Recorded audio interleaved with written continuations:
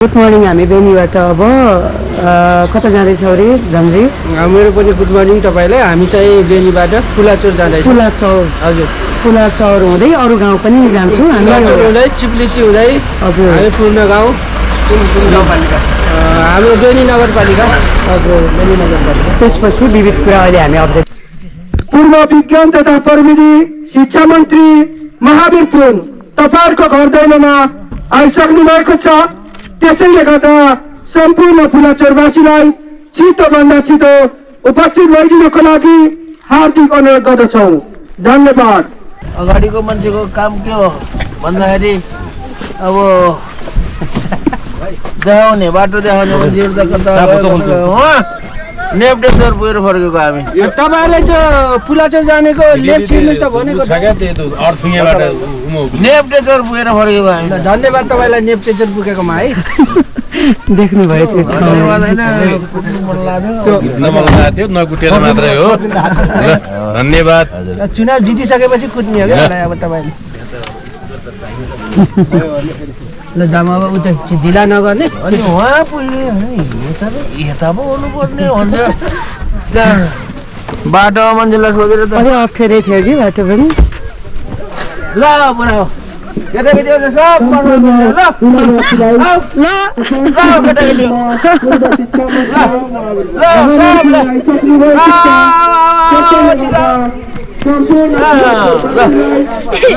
ल ठुलो ठुलो हुनु भाग्यमानी हो है।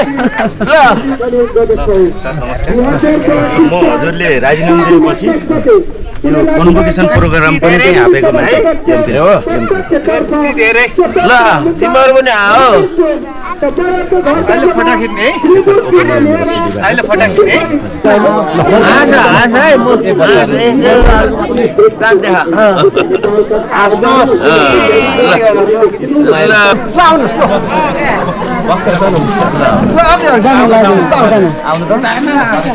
अब मेरो नाम त तपाईँहरूले थाहा पाउनु भएको छ। मेरो घर गाउँ भनेको उता त्यही यहाँबाट उता पारी देखिने काली पारीको डिलको पारी हो। त्यही नाङ्गी भन्ने ठाउँ चाहिँ त्यहाँ हो। त्यहाँ जन्मेको हो, त्यहाँ हुर्केँ। अब मेरो बाबुले मलाई चाहिँ म मल्लाजमा पनि पढेको। मल्लाजमा कहिले पढेको तपाईँहरूलाई सुन्दाखेरि अचम्म लाग्ला। 2024 सालमा मल्लाजमा पढेको। अब कहिले हो 2024 साल आफै गर्नु है। अनि मल्लाजमा पढेँ। बेनीतिर पनि माछा मार्न आउँथ्यौँ हामी छुट्टीमा है, बल्छी खेल्न आउँथ्यौँ। अनि यसरी मेरो बाबाले मलाई चाहिँ पढाउनको लागि चितवन लैजानु भयो। अनि काठमाडौँ लैजानु भयो, पढाउनु भयो। म चाहिँ केही वर्ष शिक्षक पनि भएँ हाई स्कुलमा। सानो छापा होइन? हजुर, त्यहाँ चाहिँ यसरी पटाउने नि यसरी अनि बक्सोमा छिराउने दुईटा हाल्नुपर्छ मैले त। ल यो आमाले चाहिँ भोट हाल्न पनि पहिले भोट हालिसक्नु परेछ। हामीलाई सिकाउँदै हुनुहुन्छ। ल त्रिभुजमा होइन भोट सबै बुझिसक्नु भएको छ नि त होइन? ल धन्यवाद। त्रिभुजमा हालेर हाम्रो म्याग्दीको विकासको लागि हामीले सच्चा नेता छान्नुपर्छ। नेता भन्दा पनि व्यक्ति है। अरू भन्दा नि मलाई त उपचार गर्ने मिलाइदिनुहुन्छ कि? मिलाइदिनुहुन्छ। उहाँ भइसकेपछि फेरि नगर्नुहोस्। तपाईँलाई केही चाहियो भने तपाईँ सम्पर्क कार्यालय बेनीमा सम्पर्क गर्ने है। नमस्कार। नमस्कार। यहाँको शुभ नाम? मेरो सागर पौडेल। सागर पौडेल। पुलाचौरकै बासिन्दा हुनुहुन्छ? पुलाचौरकै बासिन्दा। अहिले यो चुनावको माहौलमा भर्खरै हामी स्वतन्त्र उम्मेदवार महावीर पुनको घर दैलो कार्यक्रममा छौँ। विगतमा कस्तो थियो र अहिले परिवर्तन के छ? अलिकति छोटकरीमा भनिदिनुहोस् न। विगतका पार्टीहरूदेखि दिक्क परेको जस्तो अनुभव छ मेरो। अनि त्यही हुनाले विकल्प रोजौँ। अहिले विकल्प चाहिन्छ हामीलाई। विकल्प खोज्न सकौँ। विकल्प मान्छे आएपछि हामीले त्यसपट्टि झुकावट गर्न मन लागे जस्तो लाग्यो। विकल्प को हो जस्तो लाग्छ? कसलाई भोट दिने चाहिँ योजना गर्नु भएको छ त यो वर्ष? भोट महावीर पुनलाई दिने सबैले, गाउँले नै? गाउँले त्यही आकलन गरेका छन् सबैले। धेरै मनभित्र मनमा महावीर पुनलाई दिएर पठाउने। हामी दिक्क भयौँ यो पार्टीहरू, पुरानो पार्टीहरूसित। यिनीहरू भन्दा उहाँले केही गर्नुहोला, उहाँको क्षमता छ, क्षमता प्रयोग गर्नुहोला जस्तो लाग्छ। यहाँ त मान्छेहरू चाहिँ धेरै छलछलहरू भइरहेछ, स्वतन्त्र एक्लै हिँडिरहेको मान्छेलाई के भोट दिने भन्ने खालको भर्खरै हाम्रो दक्ष साहबले पनि भन्नुभयो, त्यो खालको माहौल छ भन्छ नि। जनता कतिको इमान्दार छन्? जनता इमान्दार छन्, इमान्दार छन्। यहाँका जनताले राम्रै भोट देलान् जस्तो लाग्छ मलाई। कति घरधुरी हो यो हाम्रो पुलाचौर एरिया? पुलाचौरमा घरधुरी कति यति नै थाहा भएन मलाई। जोस् यहाँको जनताले चाहिँ सबैले त्रिभुजमा भोट हाल्नुपर्छ भन्ने छ। तपाईँहरू सबैले हाल्नुहुन्छ? ल धन्यवाद, सबैजना लागेर जिताउनुपर्छ। हजुर। अनि के भन्छ, विगतको दिनहरूमा कुन पार्टीको अलिकति उ थियो यता हाबी भन्छ नि, एउटा हाबी हुने पार्टी हो नि नेपाली काङ्ग्रेस र एमाले नै हो अहिले यसमा धेरै आएको। पहिलाको विगतको दिनहरूमा जित्दै आएको पार्टी र विकास र जनताको लागि त हामीले देखिहाल्यौँ केही नगरेको होइन।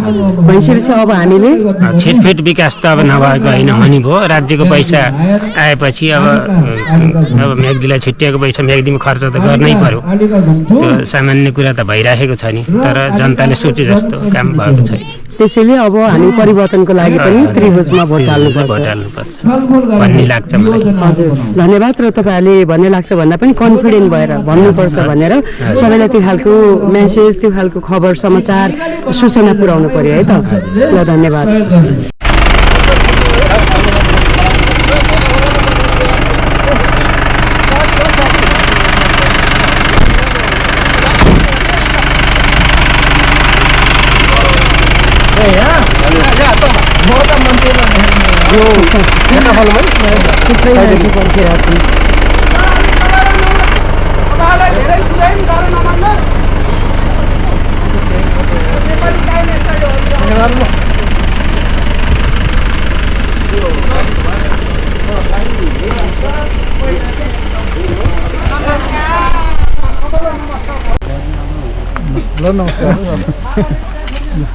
अलि नजिक ल सर, म चाहिँ एकपल्ट मरेर बैतन गरेर मान्छे, मैले 21-22 वर्ष भयो। आशीर्वादले एकदम फर्स्ट नम्बर, हजुरको फर्स्ट नम्बर आयो। भनेको टोयलेट खाए पनि हो मेरो घर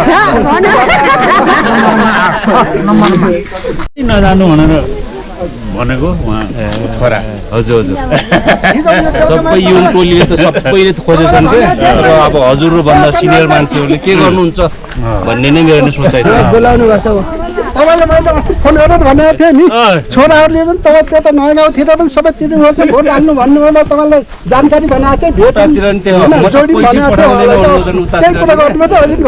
भोट हाल्नु जानु भएन भने तिरुपुजमा भन्नुभयो क्या। फेरि उहाँले मैले भनेको होइन, भएन भने तपाईँहरूले म घर पनि पठाउँदैन भन्नुभयो जानु उतातिर। किन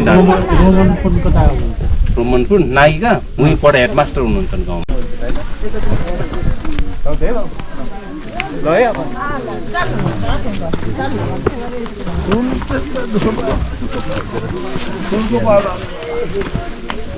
नमस्कार। धेरै अघिल्ले रुगा लगाइसक्यो। त्यही त विजयको शुभकामना।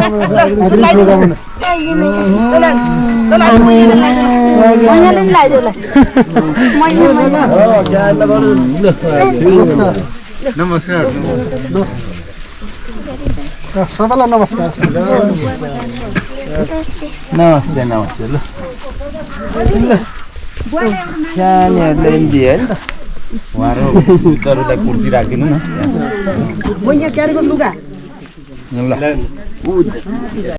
रावण पात रहेछ यहाँ है। Right right right right right सिधा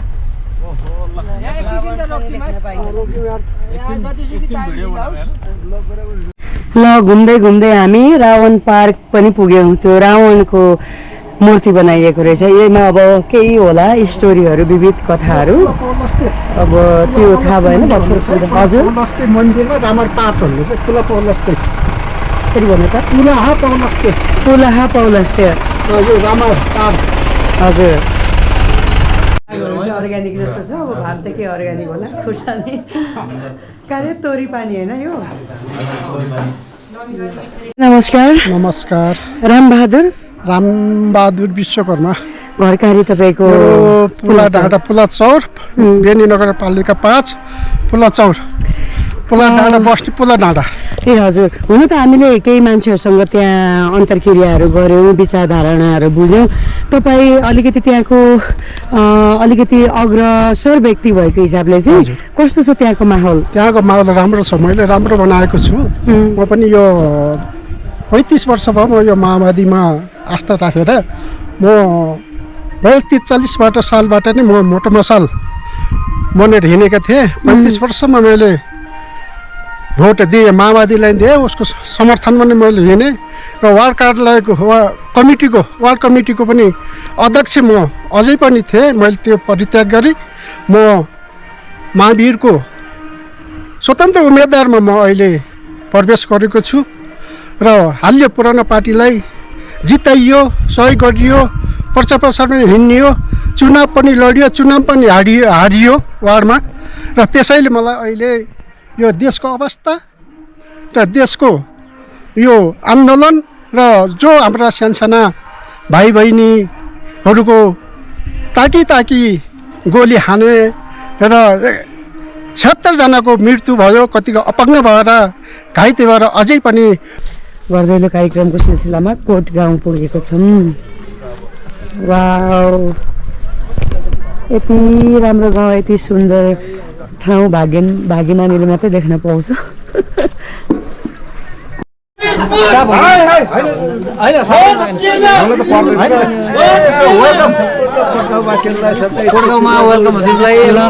कोटगाउँमा नमस्कार भाइ, एकदमै स्वागत छ, धन्यवाद। यति राम्रो, हामी त्यहाँ एक घन्टा आधा घन्टा त फोटो खिच्नै लियो, भिडियो फोटो राम्रो देखेको मात्र। यहाँले यो गाउँलाई यसै सुरक्षित राख्नु भएकोमा धन्यवाद छ। हामीलाई त होइन होला, तपाईँलाई नि हो नि, कहाँ होइन।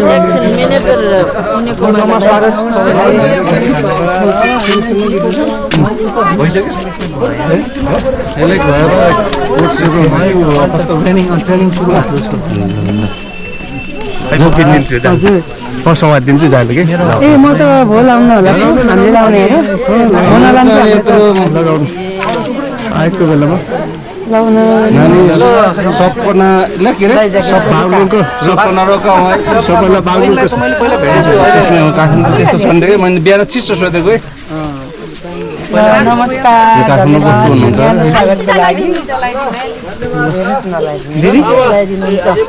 मेरो माइली चाहिँ दिदी हो। कोट गाउँमा हामीलाई पनि माला अबिर लगाइदिनु भयो, सम्मान गर्नुभयो। यति सुन्दर कोट गाउँ, यति राम्रो, यति माया सम्मान पायो।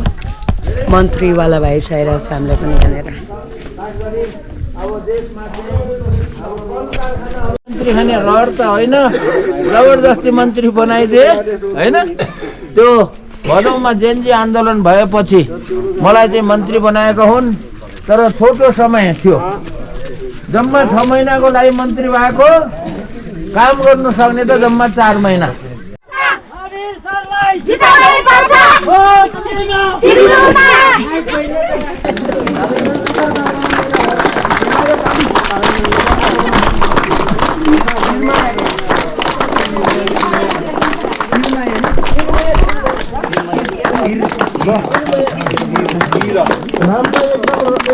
गरिरहेका छौँ। यसै बिचमा एकजना सहयोगी दाताले हाम्रो डाक्टर साहबलाई चुनाव खर्चको लागि आफू सहयोग गर्नुभएको छ।